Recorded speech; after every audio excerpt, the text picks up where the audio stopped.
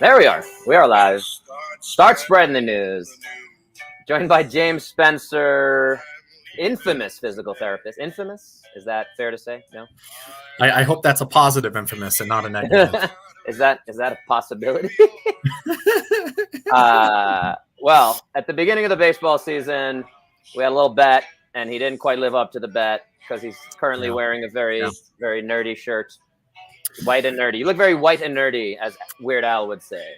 Yes, we had this bet that whoever went further in the playoffs, the Red Sox or the Yankees, the other person would have to wear the jersey. And I just didn't get my act together to get a jersey. But this is the closest thing I have to pinstripes. And I hope my publicly saying that the 2022 Red Sox were very not good. The New York Yankees were really quite good will suffice for our bet.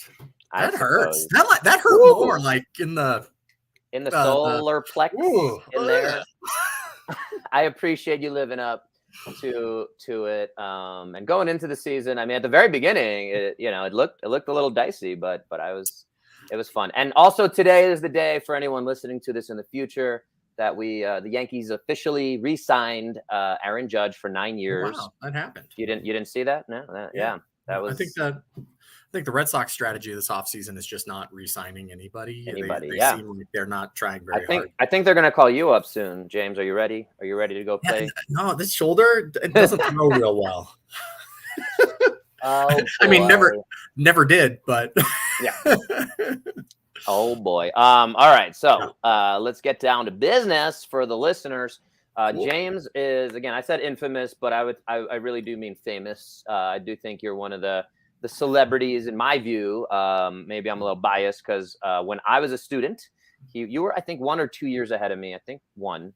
You were 1 year older. That would be my guess. So when I was a student physical therapist, I was involved with the APTA. I was a member of the nominating committee of the organization.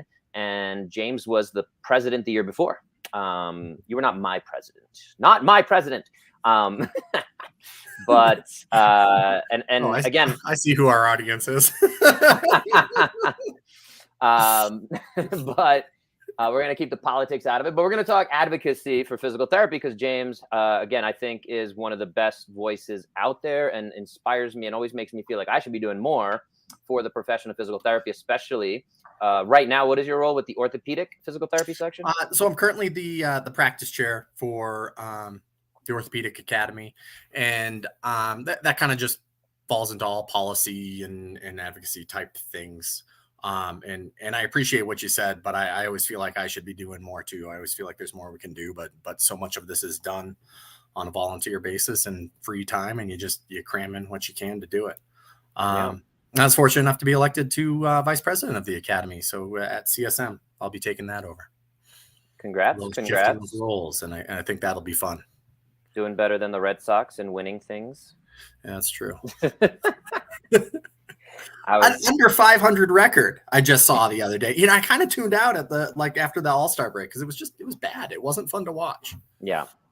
I mean, I've been from my seat. Yeah. As a New York Jets fan, also, I mean, we've been suffering for a very long time, and yeah. Anyway, that's another story, another day. Back to physical therapy, though. So those listening who are in the profession, I think there's a lot of interesting stuff. And those listening who are out of the profession, I think there's also a lot of interesting stuff. I'm going to give my kind of cynical observations of the whole thing. There's a lot of nonsense. There's a lot of, just like any other profession, any other political thing, you have to kind of deal with the life-saving issues. You got to triage everything, right? Within politics, like right now, when we look at what the APTA does as an outside looking in person, you see a lot of fighting for Medicare cuts and just trying to get us these, small changes here and there.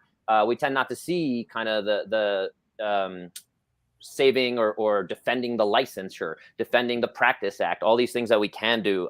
James is, by the way, over here in Colorado, not too far away from where I've just moved relatively recently. And he's over in Aspen, the ski town. I know you're on your already 12th day of the ski season. That'll be after we chat today. Sorry to keep you from the slopes for a little while. Appreciate you being here with us, making that sacrifice. Last year was my first ever ski season I made it 9 days before nearly tearing my MCL off, and James was nice enough to do a virtual consult. So, as an orthopedic specialist, something that again the audience I think might benefit to know is, I was able to talk to him, the same kind of chat we're having right now. Kind of pointed to my knee and said, "This is what it feels like." Da da da da. He's like, "I think it should be X, Y, Z." And here's what I think based on my experience. And he, again, is in Aspen. So he deals with a lot of skiers and a lot of these knee injuries. So I definitely trusted his expertise.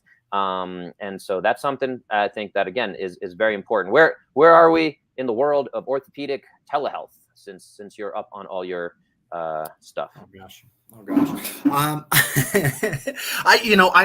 I'm not the guy to ask that as the expert on it. I mean, I do have exposure to it. I know a lot of people are using it as a supplement to their practice. I know there's organizations out there using it as their primary mode of physical therapy. And I know that there's organizations out there that are really pushing the limits of what you can call physical therapy, and doing it online because it's being provided by not physical therapists. And I know that's definitely something that APTA has been trying to tackle over the last year, but it is a little bit, this telehealth thing is a little bit of a wild west. People are just kind of figuring out what it is and figuring out how physical therapists can best use it. That's what I see from my seat, from my viewpoint, but I there's other people who that is their world, and they're doing a lot in that realm. Mm-hmm. Yeah, I mean, I have a lot of clients I see all over the world virtually, but it's more in the fitness realm. Sometimes, we're talking over the fine lines of, is this rehab? Is this just helping you heal from an injury, but not rehab? And we got to play those games and things like that. And even as a physical therapist, I have a few nutritional certifications. So, again, within the concepts of advocacy and also, again, these regulations that are out there, it's am I okay to even help someone with nutrition, which is, it's on the APTA website. Like, nutrition is a major part of what we should be doing.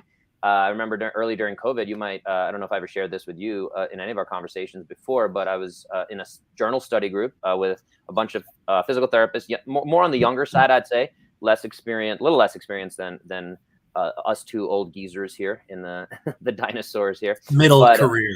Sure. Yeah. And that's funny, when we did, after we all graduated around 2000, I graduated 2008, James graduated 2007. We had the new professionals group. I remember that.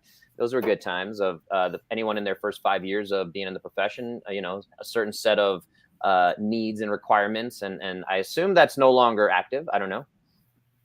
I haven't seen much from that. Sorry, say that again. The new professionals that we had back in 2009-ish. There's a lot that's still going on with that. It's changed names a couple times. I think we're talking about, I may be outdated on this, but early career, I think is the phrase they're using now. But there's still a lot of discounted dues for the early folks, and some publications and content that go out to them. But yeah, that was something we were involved with early on, and I would say even made. And hopefully, and I mean, I see that drop off is you get people involved as students in APTA, and then when they come out, it sometimes is a tough sell. And I don't know how we capture all those people, but I think there's a lot I want to go into here, and how much do I say? But I mean, there's a ton of value to APTA membership, and if we didn't have APTA, nobody's fighting these battles. And we simply, like, the physical therapist profession would not exist. We would not have jobs if APTA chapters and sections and the national body weren't out there defending against attacks that we see every day, every month, every year. Everybody would end up taking a little piece of this profession and restricting us from doing something in different states. And those battles have to be fought.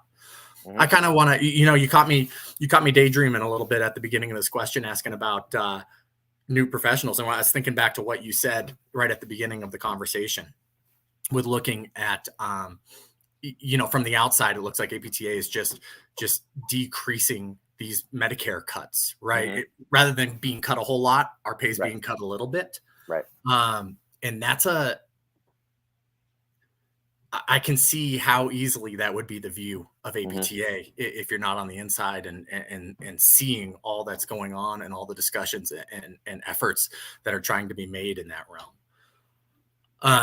And one of the challenges of APTA is that there's so much going on that's a hard message to get out there. It's hard content to get out there when there's so much. What do you focus on? And I Right. know the payment stuff is huge in people's priorities, and it's huge in APTA's priority too. And I should pause right now and say, I am not speaking for anybody except James Spencer. Sure. I'm just Sure. one individual who's part of 100,000 person organization, and everybody's having these discussions. That's Yeah. all that APTA is Right. this group of 100,000 physical therapists, PTAs, and students who are trying to make life better for physical therapists, PTAs, students, and our patients. And the efforts and battles are complex, and they're tough. One huge thing that's going on right now from the Academy of Orthopedics and Private Practice APTA is they've gotten together and are putting together this payment consortium to start to try to really move the needle. And the goals are bold. And the idea is, or a big part of the idea is, to move away from exactly what you mentioned, being so reactionary. Medicare has given a cut across the board to PTs and to 36 or more other health professions, and rather than having to respond every time, to try to get ahead of it and try to figure out the ways to affect this very complex topic of payment and physical therapy, and get us paid what we're worth. And I would say our value is high. But so often, our value statement is, right, you include us and health costs are going to go down. People are going to need less imaging. They're going to need less surgery. They're going to need less injections. We save the whole system money. But very often, from my viewpoint, again, the system isn't built to want to save money. Right. Private insurers, if they're getting 5% of $1 million, that's a lot less than 5% of $1 billion. Right. So they don't really have the motivations to see the costs go down. So we need to get at this in different ways. Yeah. And I think that's the disconnect. I appreciate everything you just laid out there. I do think you captured it really nicely and kind of the understanding we have. But I think that's the disconnect is how does that translate into actual change? And again, I've been around again since at least 2005 of the APTA. And it's like, well, okay, well, if we get 10% more membership and a little bit more money, obviously that is the goal, that is the key. But then does that actually turn into the thing we're fighting for? And I'm going to shift that question a little bit to say, here in Colorado, I've only been here a year and a half, but it certainly is, having practiced in a few states. I know you practiced in a couple states yourself as a travel PT with your wife and things like that. But in terms of all that, how is Colorado seems to be one of the absolute best practice acts for physical therapists? What can we look at maybe as an example and say, hey, they did this right? Can we do this nationally? Can we get, again, physical therapists to order imaging when it's more necessary, or when it's or say, hey, it's not necessary. Listen to me. I have the chops to tell you that. Like, where's that disconnect? So I guess the question is, in terms of how did Colorado get this amazing practice act? Is it just right place, right time? Is it kind of a consortium of different professions being willing to give that, or just a strength of PTs here? I'd love to hear your take on that. Yeah, I think you're onto something there. And I don't know if we've talked about this before, and I've kind of like leaked it to you ahead of time, but I think it's so on point. There were some people back in the 80s and 90s doing really smart stuff here in Colorado, and our Practice Act is killer. We've had full direct access, no limitations on who we can see, when we're going to see them, providing it's within your scope of practice. And as a professional, you're going to know to refer to another profession when it's outside of your scope. But we've had full direct access since 1982. I mean, 40 years. And there's a lot of states who still don't have that. 1 year longer than I've been alive. Yeah. And I mean, 82. That's when I was born. Like my whole life, Colorado has had direct access. When I was still like growing up in the Boston area, and we were doing direct access battles there, and a lot of the states I've worked in as travelers, that stuff's been going on. It's still going on. Right. But another great example, is imaging. We're allowed to order imaging here in Colorado. That's kind of tip of the spear as far as topics go in scope of practice right now. And a lot of states are still trying to figure out how to do that. We dry needle, we manipulate, and have been for decades. It's a really great practice act. And I think that I think that somehow translates into great practice when we're empowered to practice at our full scope, use all of our skills, use all of our education, and really do PT the way PT is designed. When people are limited in other states from doing those things, I think it really affects practice, and PTs aren't able to demonstrate all their skills and all their goodness. And for me, that's been a passion lately. It's like the two things I think we need to get after, and that we are getting after, but it's just a slow, long fight. And it's not one fight. It's a bunch of different fights in a bunch of different states. But it's expanding our scope of practice so that we're allowed to do all the things we're educated to do, and decreasing any barriers to patient access to our services. Because if people can't access us, then we can't show them all our skills. Yeah. And again, just to keep this kind of theme going, I would say one of my personal biggest criticisms of the APTA is just, and when I talk about these things, I say we're just terrible marketing at marketing. I can't even say it right. That's how bad we are at marketing. But the concept of, comparing it to chiropractors did as a profession, did an amazing job. Someone hears back pain, they say, okay, which chiropractor are you going to go see? It's like, boom, boom. Even massage therapists, acupuncturists, we could look at other professions and say, great job by them. Again, dentists, another amazing job of, hey, you should get your teeth cleaned twice or checked twice a year. Like, otherwise they'll go, you need to stay on top of that maintenance. And so coming back to it is when I was involved, the House of Delegates back in 2006, I want to say. I still have the shirt here. I might actually be able to pull it out right now. Here it is. House of Delegates. I was an usher. Am I right? 07? Possibly. It doesn't have the year on there, but I was a student usher, folks. Student usher. Literally. Just happened to have it right there. Huh? Just happened to have it. I also have actually right here the student. It was in Pennsylvania, Valley Forge. Forge ahead. This was 2007. Yeah, October 2007. Student assembly. I think I went as a student. There were 3 national conferences at the time. CSM, student assembly, or student conclave, conclave, yes. Yeah. And then the House of Delegates, which was usually connected to, was it the private practice section also? Connected to Next or annual conference. It's had different iterations. Yeah. But now it's the Leadership Congress more recently. So, but yeah, as a student for 3 years, getting student rates and all that, and being all excited about the profession, I think I went to all 9 of, I was 9 for 9. But coming back to it, that student, the House of Delegates that I was at, which is kind of where the physical therapy profession has representatives from all the states. Everyone comes together and says, hey, where are we going with this profession? Where do we want to lead it? Do we want to push for direct access? Do we want to make these decisions around what the laws are and things like that? And where do we want to push this profession? I still remember back then, and I believe it was Marilyn Moffitt, who's one of the other celebrities. I think James will end up going down as one of those over time, similar to a Sharon Dunn, who was around when we were students and things like that, and became the APTA president, and has, I think, really cemented herself as one of the Mount Rushmore figureheads, maybe. So, but Marilyn Moffitt definitely, I think, deserves some of that. I believe it was either Shirley Sarman also. I don't mean to just keep name dropping for anyone not familiar with these folks, but they were advocating, and I remember it came up at that House of Delegates, and I was so excited. And again, here we are, whatever it is, almost 20 years later. Wow, long time, huh? But it was advocating for an annual movement screen performed by physical therapists, and we should push this as a profession. And it just made so much sense to me then. It's something I am over here yelling from, feels like, by myself, like, hey, everyone should get a screen every year. And as a profession, though, it seems like that never got any steam. And I think I've heard some of the reasons, but again, as an orthopedic specialist, I would love to know, it seems like low hanging fruit. We talk about get PT first, direct access. It feels like maybe the messaging is the wrong thing. Maybe, and again, I'm not a marketing expert. We can go deeper into that, but I want to throw it at you is, how did that, and do you agree with that concept that we should push an annual orthopedic screen or movement screen or whatever we call it?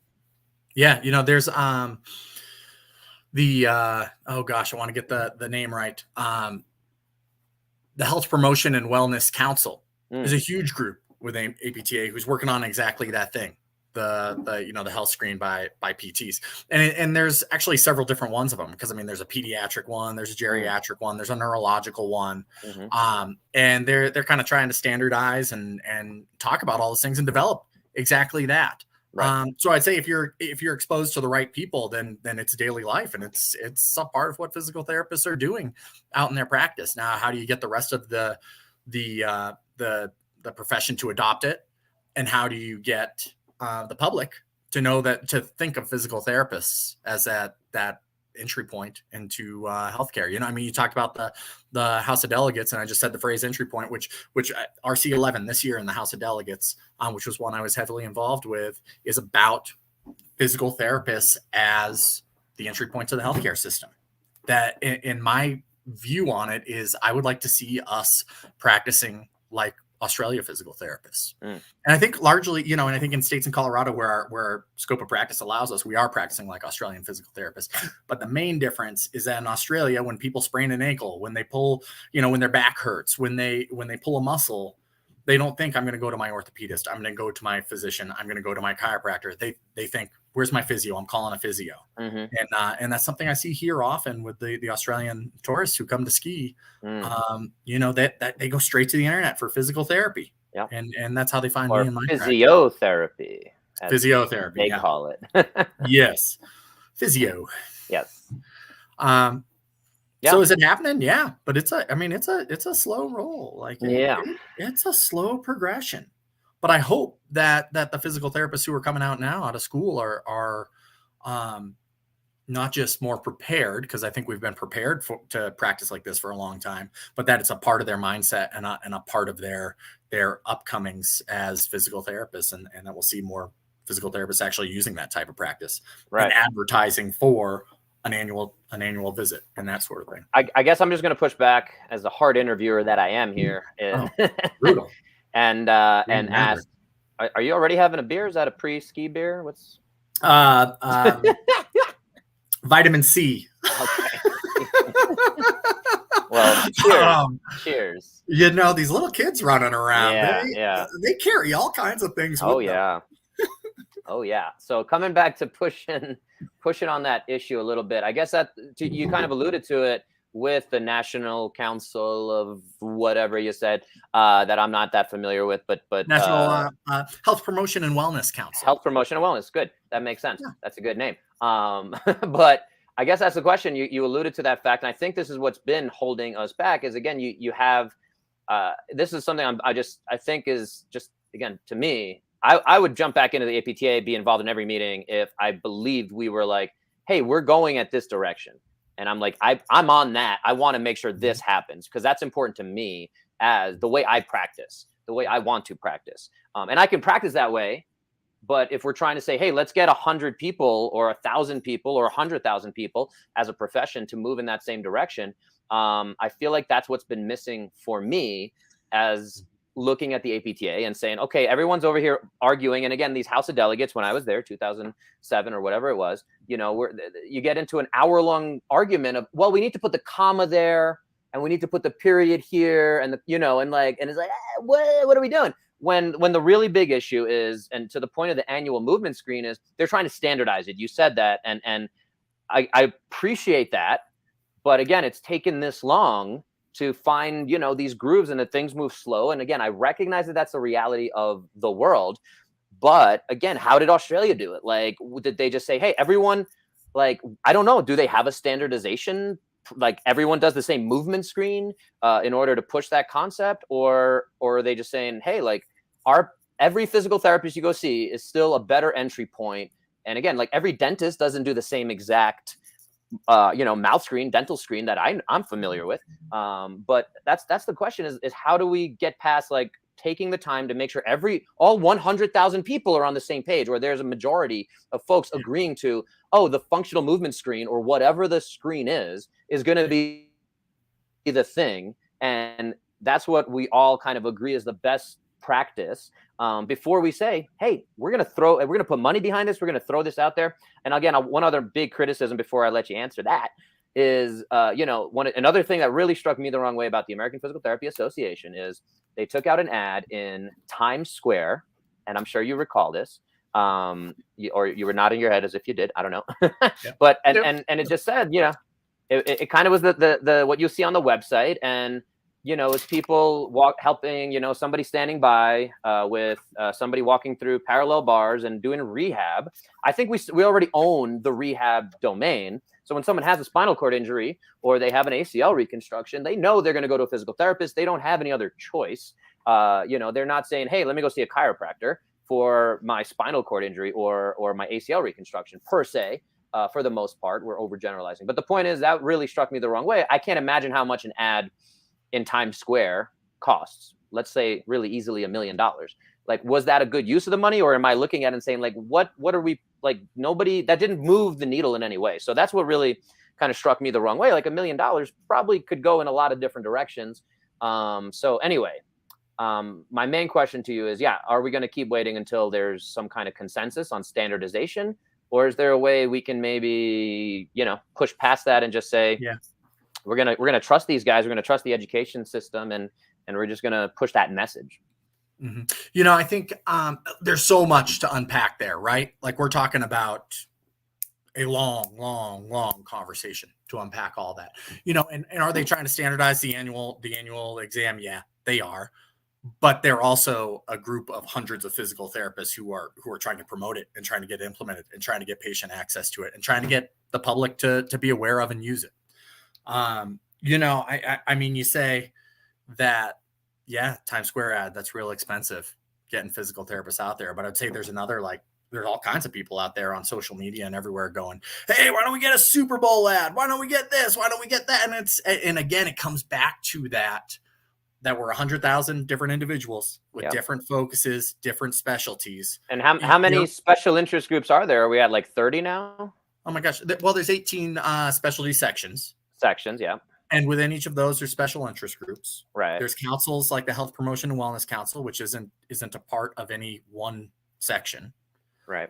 There's all kinds of different groups trying to push, what they're interested in and what they specialize in. It sounds like a great home for you within APTA would be, Health Promotion and Wellness Council to work on those activities that interest your practice.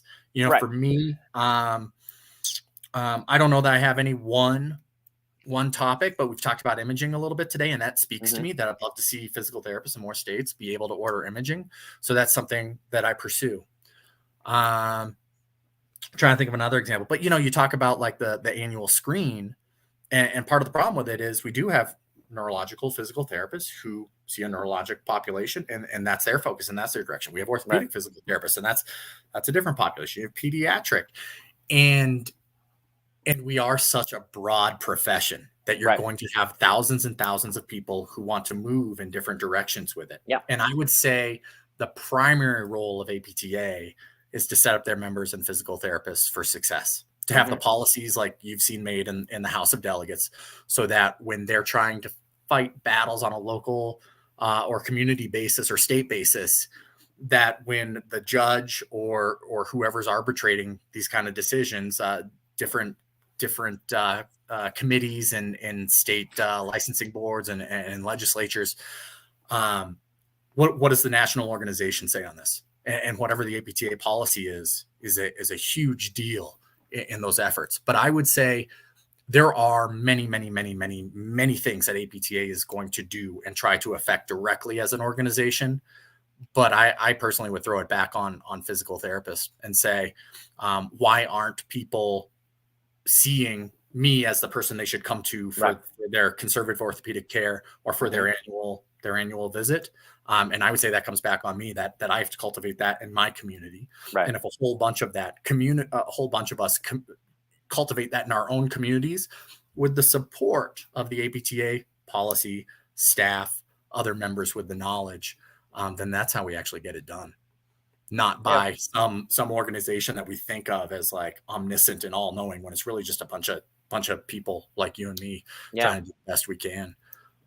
It really comes down to the organization finding ways to support physical therapists in their own battles. Yeah. So I think you got to cultivate that around you, is what I'm saying. Yeah. And I think APTA has awesome resources to do that. I think they have the policy to support it. And I think through connection with people in the Health Promotion and Wellness Council who have done that in their communities and who have been able to pull that off and do that kind of practice in lifetime, connection with them, then that would be a really valuable thing for you in completing that. As an example of one topic among hundreds, if not thousands. Well, that's the frustration for me is, again, like, and I don't know if it's a selfish view on it, but I just hear that. And I think I've heard it since, being involved and getting uninvolved, and starting my own practice and trying to reach out to the private practice section in 2010 when I was planning to open a physical therapy clinic out of a CrossFit space. And like, what resources do I have available to me? And just getting frustrated with that disconnect of like, oh, well, if you're not doing insurance, like, I don't know what to tell you. Like, and again, it's a disconnect. It's the old school methods. It's maybe not, again, Wayne Gretzky, go where the puck is going, not where it is right now. Feels like there's that disconnect. And it's, again, is this the best use of my time to sit here in this boring council meeting or section meeting, and like, none of this is speaking to what I want. And then if I bring up what I want, are there voices in this particular room that are going to rise up, or do I need to get on PT Twitter? And I know that those voices are there. We're talking about cash-based physical therapy. These mastermind groups have risen up out of that. So anyway, there's just, I appreciate your response, and I want to acknowledge that it is like, I get it. And I think there's still a big disconnect between folks like me who are like, hey, yeah, I'm going to have my own business and it's going to be this new model. And I think you're doing that as well. And I want to acknowledge, again, Ajax Physical Therapy there and Aspen, of like showing what physical therapy can be, but then to not have that highlighted, to not have that amplified, that's the concern for me is, we're still focusing on the wrong things, or because there's these hundreds of topics or specialty interest groups, there's this disconnect. I just posted yesterday, and I'll just say this as another last kind of thought maybe on this is, I think every woman I see from an orthopedic standpoint should at least know what pelvic health PT is, and should probably get, like, again, a screening from their pelvic health physical therapist who understands and can do internal work, which I am not going to do. So again, I've been just, trying to yell that, and that has no benefit to me financially. And so that's the kind of stuff that I'm like, why is, as a profession, are we not doing this? I don't know. That's the thing that I'm just going to keep throwing out there that I'm still frustrated with. Until I see a little bit more of that cohesion or whatever, I think it's going to be hard for me to say, okay, let me take a few hours to a month or even a year to commit to this thing that I just don't see that, forest for the trees. And again, I went in as a student, idealist and all that stuff. And I'm like, I'm all in. Let me spend as much time as I can with these guys and do what I can, do my part. But then I saw it's this machine that, like, I don't know. It's like, I don't want to sit here and battle for Medicare cuts. Yeah, I mean, I did this earlier. I've done it a couple times. The little Twitter stream of what do you think APTA is doing, and I'll show you where they're doing it. Right, great thread. This conversation feels like that. Yeah, I want an annual visit, and I want people to come straight to me. Okay, right. Promotion and it's doing that, and again, those are your folks. Yeah, pelvic screens and PTs involved in prepartum and postpartum care. That was a House of Delegates policy this year. Mm-hmm. The section on women's health. I mean, that is those people's jam. They are trying to advance that topic. Like there's a group for everybody, man, and for all these topics. I know they're out there. And what I think is interesting is the care outside of insurance. I mean, 2010, that probably would have been a pretty novel idea back then. Mm-hmm. But as you mentioned, like, that's my practice model too now, and I know private practice section now, private practice APTA is their new name. They have all kinds of resources on that. They got all kinds of stuff. They got mentorship programs. Mm-hmm. I think there's a group trying to progress every possible topic you could come up with. Right.